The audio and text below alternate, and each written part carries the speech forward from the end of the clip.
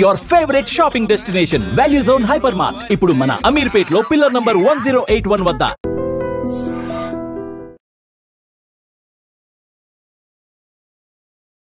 కానీ మీరు కుండ బద్దలు కొట్టి మొహమ్మీ చెప్పేస్తారని ఎప్పుడు మీకు శత్రువులు తయారు అవ్వలేదా?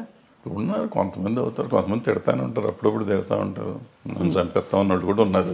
ఉన్నారా? నడుస్తూ ఉంటారు. అంటే ఏ ఇష్యూలో సార్? ఏదో ఒక ఇష్యూలో వాళ్ళకి నచ్చని ఏదైనా చెప్తే కోపం వస్తుంది కదా.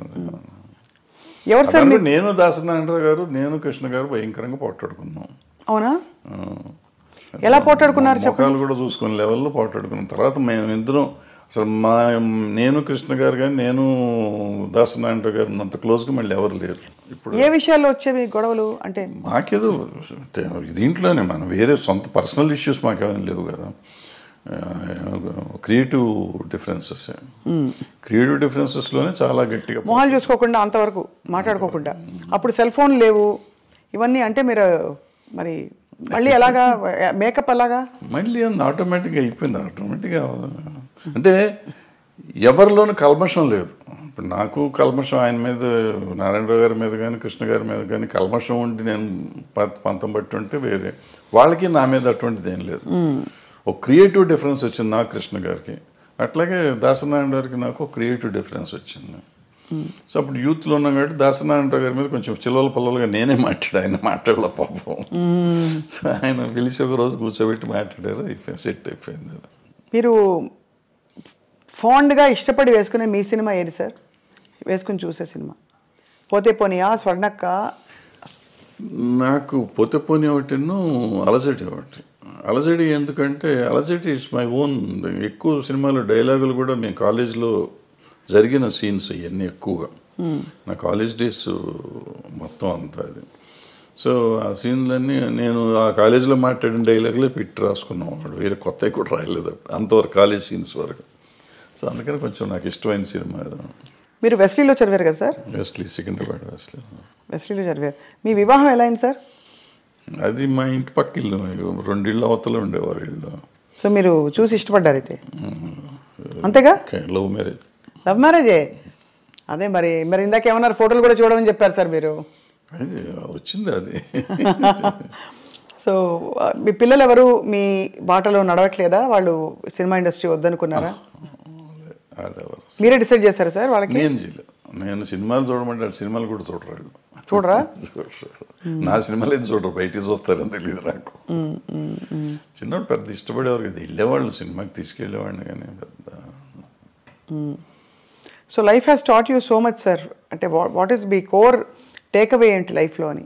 To be satisfied with whatever you have, first point, then you will be very happy with that. అంతే తప్ప నాకేం లేదు, నా కళ్ళు ఉన్నారు వీళ్ళు ఉన్నారు, ఇక నా కళ్ళ ముందు ఉండి వీళ్ళు వెళ్ళిపోతున్నారు అని మనం బాధపడిపోతా అంటే you lose lot of things. నేను ఐఎమ్ హ్యాపీ ఉన్నాను, బాగానే ఉంటాను కదా. బాగుంటానికి ప్రయత్నం చేయాలి. అంటే ప్రయత్నం చేయకుండా తిరగటం అనేది ఒకటోకి వచ్చింది. ముందు ప్రయత్నం చేయి, నీ పని. కృష్ణుడు చెప్పిన భగవద్గీతలో నీ పని నువ్వు చెయ్యి, వచ్చేది ఫలితం నీ చేతిలో లేదు. ఫలితం ఒక్కోసారి ఏదైనా రావచ్చు, కరెక్ట్, అవును. ఫలితం లేకపోయి ఉండొచ్చు, బట్ నీకు కృషి అయితే ఉండాలిగా. అవును, కృషి చేస్తూనే ఉండవు. So that will be very happy, హెల్దీగా ఉంటావు. Ultimate result is not yours, వచ్చినప్పుడు వస్తుంది. దేవుడు నమ్ముతారా సార్ మీరు? నేను నమ్మను.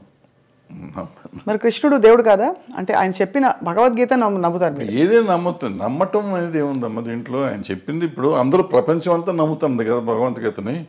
అందులో ఆయన చెప్పింది నేను చెప్తున్నాను. నేను చెప్పటం కదా, నేను ఏదో ఇదేం కాదు, అదే కదా అంటారు మన లైఫ్. జీవనసారం అంటారే, జీవనసారం అంతకంటే ఏముంది? మనం చేయాల్సింది చేయకుండా నాకు లేదు. ఇప్పుడు మనం చాలామంది సినిమా ఇండస్ట్రీలో ఉన్నాడు అంటారు, నాకు సినిమా ఇండస్ట్రీ నేను ఎవడు రమ్మన్నాడు? నువ్వు యూ చూస్ యువర్ సెల్ఫ్. మీరు ఇక్కడికి వచ్చి దీన్ని కావాలని కోరుకుని ఏదో ఇస్తారంటే నువ్వు సాధించాలి. వాళ్ళు చిరంజీవి గారు, ఎన్టీ రామారావు గారు, నాగేశ్వరరావు గారు వీళ్ళంతా సాధించి వాళ్ళు గొప్పవాళ్ళు అయ్యారు. చాలా కష్టపడి ఉంటారు కదా సార్. ఎంత వాళ్ళలాగా వాళ్ళు వచ్చేసింది, వాళ్ళకి అంత వచ్చింది నాకెందుకు రాలేదంటే వాళ్ళలాగా నువ్వు ఏమైనా చేసావా? నువ్వు చేయలా. నువ్వు చేస్తే నీ పరిధికి ఎంత ఉందో అంత పరిధి నీకు వస్తూనే ఉంది.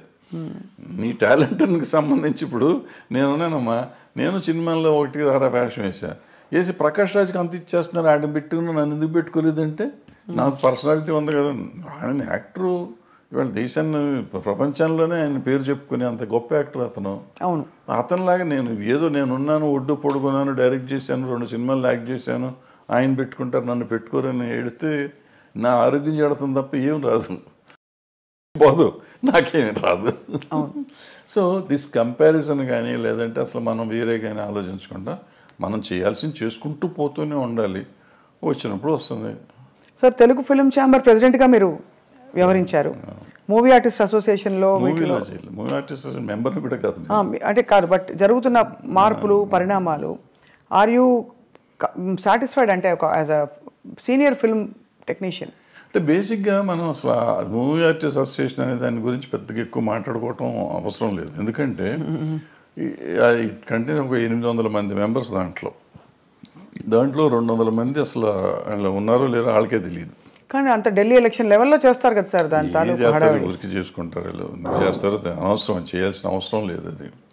ఈవెన్ ఛాంబర్ ఎలక్షన్ కూడా నేను మొన్న లాస్ట్ బిఫోర్ ఇయర్ ఎప్పుడు జరిగితే ఎందుకు చేస్తున్నారంటే దాన్ని పోయే కాలం ఏమొచ్చి పోయే కాలం వచ్చిందని తిట్టొచ్చారు, మీడియా ముందే తిట్టొచ్చాను ఆ రోజు. అంతే, మనకి ఏదో సరదాగా ఎలక్షన్ చేసుకోవాలి తప్ప దీంట్లో రూపాయి వచ్చేది లేదు ఎవరికి. ఫస్ట్ పాయింట్, మన టైం వేస్ట్. బట్ నువ్వు సర్వీస్ చేద్దామని వచ్చినప్పుడు డబ్బులు ఎందుకు ఖర్చు పెడతాం? నువ్వు చేసే సర్వీసే ఎక్కువ, సర్వీస్ చేస్తున్నావు, సర్వీస్ చేస్తానికి వచ్చి నువ్వు ₹1,00,00,000 ఖర్చు పెట్టి నువ్వు వస్తే నీ మోటివ్ ఏంటి? నీ మోటివ్ సర్వీస్ మోటివ్ కాదు. ఇంకా పవర్ వల్ల వచ్చేది కూడా ఏం లేదు. ఏముంటాం పవర్ వల్ల? మ్యాక్సిమం ఎప్పుడన్నా చీఫ్ మినిస్టర్ ఇంకోళ్ళు పిలిస్తే మీటింగులకు పిలిచినప్పుడు వెళ్ళి కూర్చుంటే ఏమిస్తారు అక్కడ, అటుకులను జీడిపప్పు ఇస్తారు, అంతే, ఒక కప్పు కాఫీ ఇస్తారు.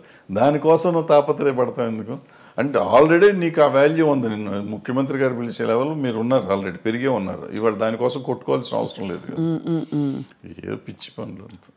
సో అయితే అదే, బట్ వివాదాలు మాత్రం వారానికి ఒకటి వస్తుంది. Jani master issue, Raj Tarun Lavanya issue, అవన్నీ ఇప్పుడు ఇంతమంది ఉన్న ఇండస్ట్రీలో ఇష్యూస్ ఉంటా ఉంటాయి. ఆ ఇష్యూని మనం సీరియస్గా తీసుకోవటమా తీసుకోకపోవటం అనేది మనం ఆలోచించుకోవాలి. ఏదో ఉంటాయి, ఉన్నప్పుడు దానికి పెట్టుకోవటం. సార్ మోహన్ బాబు గారి ఇంట్లో జరిగిన తగాదాలు ఏవైతేనా మీరు ఒక అంటే టెక్నీషియన్గా, సినిమా ఇండస్ట్రీ వ్యక్తిగా మీరు సమాధానించి చెప్పారా? ఎవరికి? ఆయనతోనా? ఆయనతో ఇది ఏదో అది పర్సనల్ కదా, ఒకవేళ నేను మాట్లాడినప్పుడు నేను పబ్లిక్లో చెప్పకూడదు కదా. ఇప్పుడు నేను నిజంగా వాళ్ళ వెల్విషర్ని అయితే ఒకవేళ నేను వెళ్ళి అక్కడ ఏళ్ళు పెట్టుంటే, పెట్టానా లేదా అనేది తర్వాత సంగతి, పెట్టుంటే అక్కడ ఏం జరిగింది ఇక్కడికి వచ్చే ప్రమోషన్ కాదు, ఏం జరిగింది కాదు సార్, బట్ అసలు అంటే అది బాగా బహిరంగంగా అయిపోయింది కదా, వాళ్ళే మీడియాకి వచ్చారు. ఇప్పుడు వాళ్ళు బహిరంగంగా ఉన్నారు, నేను బహిరంగంగా ఉండకూడదు, నేనని కాదు, ఎవరైనా కానీ, ఎవరు ఇంటర్ఫియర్ అయినా కానీ, ఇంటర్ఫియర్ అయిన వాళ్ళు బయటకు వచ్చి ఇట్ట జరిగిందని చెప్తే ఇక వాళ్ళు పెద్ద మనిషి ఎట్ అవుతారు వాళ్ళు. ఫస్ట్ పాయింట్ అది తప్పు. రెండోది అటువంటివి జరగటం విచారకరం. అందులో మనవాళ్ళు కావాల్సిన వాళ్ళు, పిల్లలు మంచివాళ్ళు, తండ్రి మంచివాడు, ఇక రకాల సమస్య, ఎందుకు సమస్య వచ్చిందని నాకైతే అర్థం కాలేదు. నాతో అందరూ బాగుంటారు, 4-3 పిల్లలు బాగుంటారు, ఆయన బాగుంటారు, మోహన్ బాబు గారు బాగుంటారు, అందరూ వెరీ నైస్ పీపుల్, చాలా మర్యాదగా నాతో చాలా అంకుల్ అంటారు పిల్లలు, ఆయన తమ్ముడు అంటూ ఉంటాడు. వాళ్ళ ఇంట్లో అట్లా జరిగిందంటే నాకు నిజంగా బాధగా ఉంది. I just really wanted to go and speak, but ఏమో ఎందుకు డెలికసీస్ వాళ్ళవి మనకి ఎందుకని నేను అడగలేదు. మొత్తానికి సార్ అయితే ఇప్పుడు అంటే there is a lot of turmoil going on around అనిపిస్తుంది సమాజం చూస్తుంటేనే. అన్ని చోట్ల ఉందమ్మా, సమాజంలోనే తేడా వచ్చేసింది. అది ఎందుకు వచ్చింది అంటే, సార్ ఆన్ స్క్రీన్ గురించి మాట్లాడదాం. మనకి ఎక్కడో ఇన్ పోర్ట్రేయింగ్ విమెన్, అంటే విమెన్ ఇష్యూస్ మీద మీరు బాగా స్పందిస్తూ మాట్లాడుతూ వచ్చారు కాబట్టి, స్క్రీన్ మీద కూడా మొన్నటి డాకు మహారాజ్ సినిమాలో పాట కూడా విమర్శకి గురైంది కొంత. అవసరమా అని, తప్పు రైట్ అని కాదు, ఇది అవసరమా మనకి అంటే మీ పరిధిలో మీరు ఎప్పుడు కూడా అశ్లీలం, అసభ్యకరం అనే అంశాలకు కానీ, స్టెప్పులు వేసినప్పుడు ఇలాంటివి కానీ మీరు జాగ్రత్తలు తీసుకునేవారా? Were you very conscious? డెఫినెట్గా వెరీ కాన్షియస్. అంటే నాకు ఒక్క సినిమాకి నాకు కోపం వచ్చి తీసాను, బంగారు మొగుళ్ళు అనుకుంటే. ఇటువంటి దరిద్ర పని నేను కూడా చేశాను. ఆ పాటే దరిద్రం, అక్కడ చేయేస్తే ఇక్కడ చేయేస్తే సంథింగ్ ఏదో ఉంటుంది, సరే గుర్తులేదు.